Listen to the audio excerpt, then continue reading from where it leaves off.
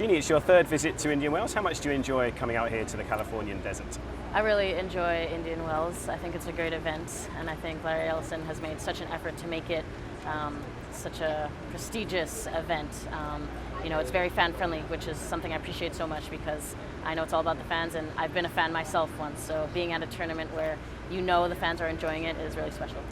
Yeah, obviously a great atmosphere, but also a very different sort of playing style. I wonder if you could just describe what it's like out here with this sort of thin desert air and how much that sort of changes the playing style, how different it is to other events. It is a little bit different, and as tennis players we travel around the world and we always have to adapt to different conditions.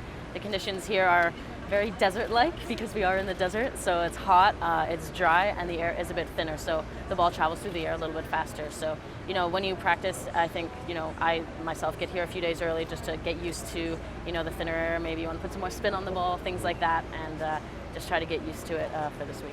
That's a good description of the physics behind it, but do you feel that there's does it suit certain players better, and for you, example, does this sort of condition suit your game? I think it definitely would suit certain players better. I think it does suit my game because I like to be aggressive, and I want to go for it. I want to hit the ball hard. So if the ball travels faster through the air, then that just helps me.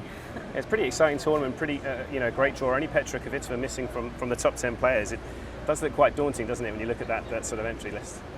For sure, but you know what? That's how it is at Grand Slams. That's how it is at all the big tournaments in the world and all the tournaments I want to win. So I don't see that as so much daunting, but more as just a challenge. And you want the best players to be there because to be the best, you got to beat the best. So I want to win a tournament and beat all these amazing players. So I see it as very exciting. And do you feel that these days it seems to be more and more competitive at the top level as well? I mean, we arrive at these tournaments now, and any one of sort of 10 players could realistically win the thing, couldn't they? I do feel that. I feel like there's a lot of depth in the women's game, and I think it makes it exciting for the fans. And for us, it shows us that there's not so much. I mean, there's not so much separating us. We can break through at a tournament, and I've shown that to myself last year with some of the good results I had.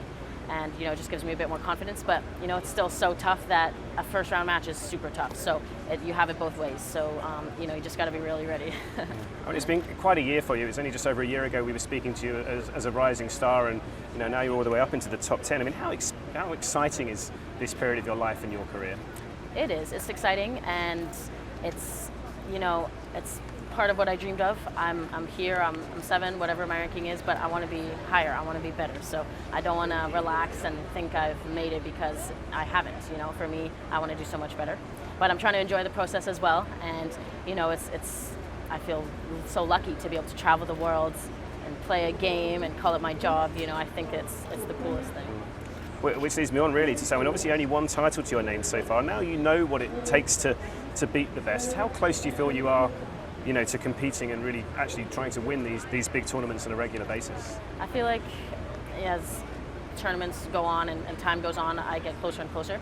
I think I did well last year, and I'm just missing maybe a little bit of experience in those final stages of huge tournaments like Grand Slams.